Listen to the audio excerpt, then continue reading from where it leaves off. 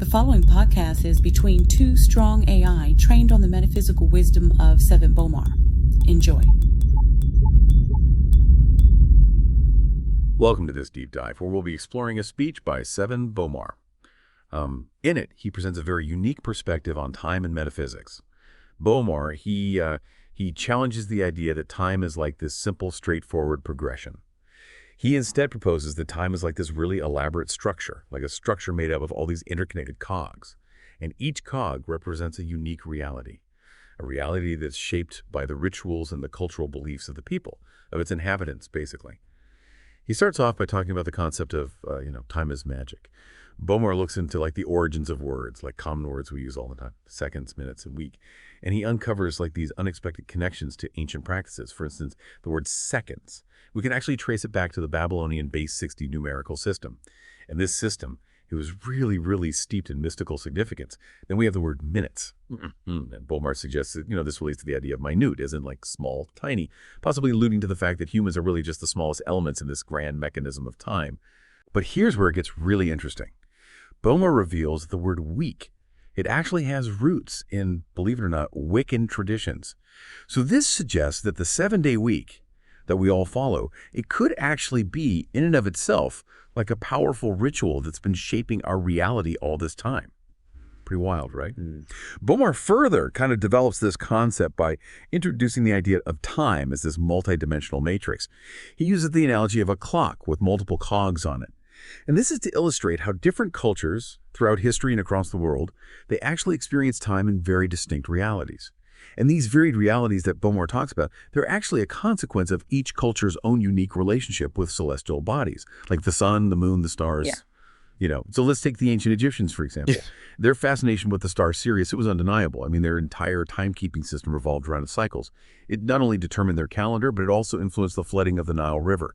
And as you know, the Nile was the lifeblood of their entire society. And this leads Bomar to suggest that, the Egyptians were tapping into this really, really profound connection with Sirius, possibly even suggesting a link to, advanced beings out there. Right. Now, in contrast, the Mayan civilization, they seemed really captivated by the planet Venus. Their calendar and their emphasis on Venus, Bomar suggests, it hints at a potential, get this, Venusian origin, or at the very least, a very strong connection to that planet's energies, And he notes that Venus is frequently linked with this androgynous and amphibian nature. And he finds these intriguing parallels in Manaf mythology and symbolism. It's fascinating. And then, of course, we have the Hebrews. And their lunar-based calendar, well, it points to a system of magic that's really focused on the moon. And this connection becomes even more compelling when Bomar introduces King Solomon. And he proposes that the name Solomon itself could be linked to the moon, implying that there's this system of lunar magic associated with this biblical king. So these examples that Bomar gives us, they paint a picture of this time matrix where each culture, it operates on a different cog. And it experiences reality in its own unique way, based on its cosmic connections. But, and this is important, Bomar doesn't stop there. He goes on to explore how comprehending these patterns of time, how they can actually lead to personal power, and even possibly the ability to navigate through alternate realities. He emphasizes that time, it isn't just about cycles and calendars, it's actually a force that ultimately reveals everything. Secrets, hidden actions, nothing can stay concealed forever because time marches on. He uses this concept to underscore the importance of authenticity. He's arguing that any attempt at deception, they will eventually be exposed by time. It's just a matter of time, right? But understanding the power of time, it goes way beyond just trying to avoid repercussions for our actions. Bomar highlights how time also unveils these patterns of abundance and how these patterns can be manipulated. He uses the example of food. He notes that when we have an abundance of certain foods, like those that are high in sugar and fat, it can lead to excessive consumption and health issues. And he even applies this concept to the digital world. He observes how algorithms, which are driven by the need to keep users engaged, they often prioritize content that caters to our base emotions, like fear and greed, for example. And this insight is crucial because it shows us that by understanding the patterns of time, we can actually start to navigate the complexities of modern life a lot better. Bomar encourages us to reflect on our own lives and the lessons that we've learned from past experiences. Because by understanding how time has molded our personal journeys, we can gain some really valuable insights into our own patterns, and then we can make more informed decisions about the future. But Bomar's exploration, it doesn't stop at personal growth. He ventures into the domain of advanced technology, and he explores its potential impact on our very perception of time. He introduces this idea of AI, but not as we traditionally think of it, not as artificial intelligence, but as, get this, alien intelligence. And this concept, it transcends the traditional view of AI as just a tool that humans created. Bomar posits that AI, it actually represents a form of intelligence that thinks in ways that we don't fully grasp yet. He gives an example of an AI system that was tasked with finding a new antidote for a specific bacteria. And when the AI successfully discovered the antidote, it did so using a pathway that was completely unknown to human scientists. So this begs the question, what else does this alien intelligence know? What else is it capable of? This concept of alien intelligence, it adds a whole new layer of mystery and intrigue to Bomar's already complex view of time. It suggests that we're not just passive observers in this universe, we're active participants in this, like cosmic dance, where the boundaries between human consciousness and something beyond are becoming, well, increasingly blurred. Now, Bomar doesn't offer any simple answers, but he does give us a framework for understanding the profound changes that may be just around the corner. Welcome back. Let's pick up where we left off with Sevan Bomar's thought-provoking concepts about time and, all its implications. So remember Bomar's concept of a multi-dimensional time matrix with all those different cogs representing those distinct realities. Well, he takes this idea a step further. He suggests that by really truly understanding these cogs, we can actually actively choose which reality we want to align with. He introduces this really interesting concept called tethering. And it's essentially the process of aligning ourselves with a particular reality. And we do this through our daily rituals, our beliefs, even our memories. Think about it. When we celebrate holidays like Christmas or Easter, we're tethering ourselves to a specific cultural reality. Even those seemingly mundane activities, like watching the Super Bowl or attending a particular school. These things create reference points for us. They're tethering us to a certain experience of time and reality. And here's where things get really, really interesting. Bomar suggests that we're not actually bound to just one cog or one reality. Just like we can tether to a specific reality, we can also choose to untether and explore other possibilities. And this is where the idea of time travel comes into play. Now, Bomar's talking about time travel. He doesn't mean physically moving through time, like in a time machine or something. He's suggesting that by understanding the different, those cogs of time that we're talking about, we can shift our consciousness and tap into different realities. This idea aligns with a lot of other concepts that are out there, like astral travel and out-of-body experiences. It implies that the key to navigating through these realities, it lies in expanding our consciousness, expanding it beyond just our physical limitations.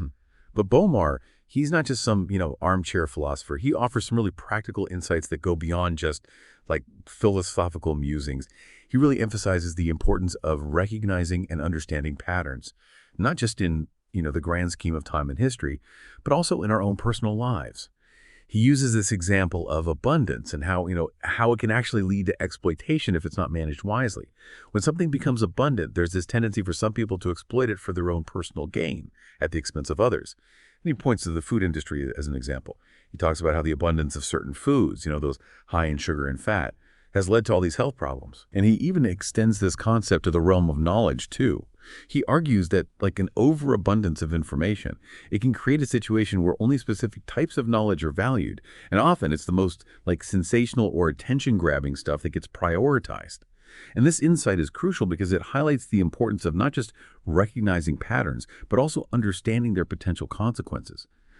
Bomar encourages us to really analyze the patterns in our own lives and ask ourselves some tough questions like, what areas of my life have become abundant? Am I actually using that abundance wisely?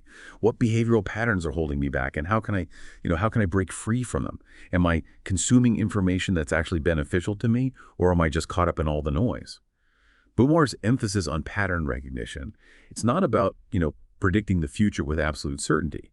It's about developing a deeper understanding of the forces that shape our realities, both personal and collective. Because by becoming aware of these patterns, we can make more informed choices. And we can actually start to create a future that aligns with our aspirations. And this whole concept of pattern recognition, it becomes even more significant when we consider Bomar's ideas about the rise of alien intelligence. Remember that.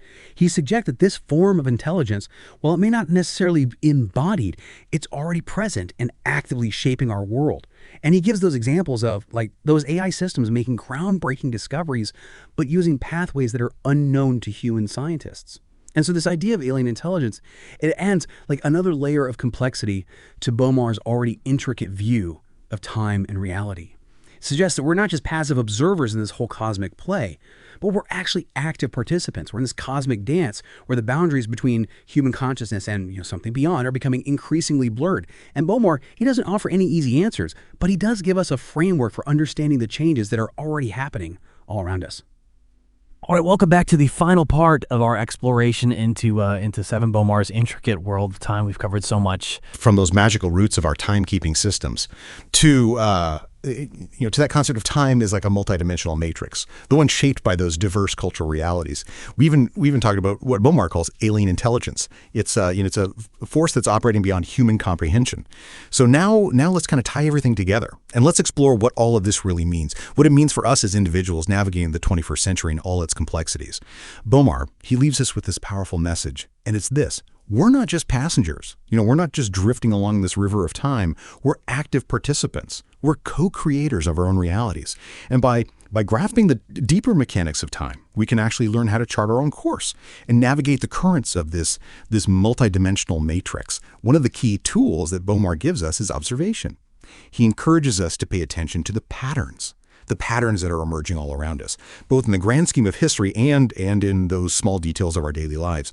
By recognizing these patterns, we gain insights into the forces that are shaping our experiences. And this is especially important now, especially in a world where abundance of information, abundance of resources, abundance of choices, it can easily lead to overwhelm and exploitation. Bomar uses this really great analogy of a garden to illustrate this point. A garden, if you leave it untended, it becomes overgrown and chaotic, right? Weeds start choking out the plants that you actually want to grow. And that potential for abundance is lost. Our lives, they require the same careful cultivation. We need to be mindful of the seeds we're planting, the thoughts we entertain, the actions we take, the information we consume. And we need to be really vigilant about weeding out those elements that are hindering our growth. But it's not just about personal cultivation either. Bomar, he reminds us that we are part of something larger. We're part of this larger ecosystem, like a web of interconnected realities. Our actions, they have a ripple effect. They influence not only our own lives, but also the lives of those around us, and even the fabric of reality itself. And this is where the concept of responsibility comes in. You see, recognizing our power as co-creators, it means acknowledging the responsibility that comes with that power. We are not only responsible for tending to our own gardens, but we're also responsible for contributing to the health and well-being of that larger ecosystem. And this requires us to move beyond just self-interest and to start considering the impact of our actions on the collective. So where do we go from here? Well, Bomar, he doesn't give us like a step-by-step guide to navigating this multidimensional matrix. What he offers is a shift in perspective, a new way of seeing ourselves and our place in the grand scheme of things. He encourages us to embrace the mystery, to stay curious, and to keep exploring those infinite possibilities that time and consciousness offer. So as you continue on your own exploration, I just want to leave you with a few key takeaways to consider. Time, it's not just a linear progression. It's a multidimensional matrix. It's shaped by our collective beliefs and actions. And we're not just observers. We are active participants. We're co-creators of our realities. And by understanding those patterns of time, we gain insights into the forces that are shaping our experiences. And this allows us to make more conscious choices about the future that we want to create. The emergence of alien intelligence, it presents us with both challenges and opportunities. We need to be mindful of the potential for exploitation, while at the same time remaining open to the possibilities for growth and expansion. That concludes our exploration into Sevan Bomar's really fascinating insights on time and metaphysics. I hope this sparked your curiosity and inspired you to maybe embark on your own journey of discovery. Just remember, the power to shape your reality lies within you. Advanced spiritual intelligence is on the rise. Like and subscribe to continue this legend.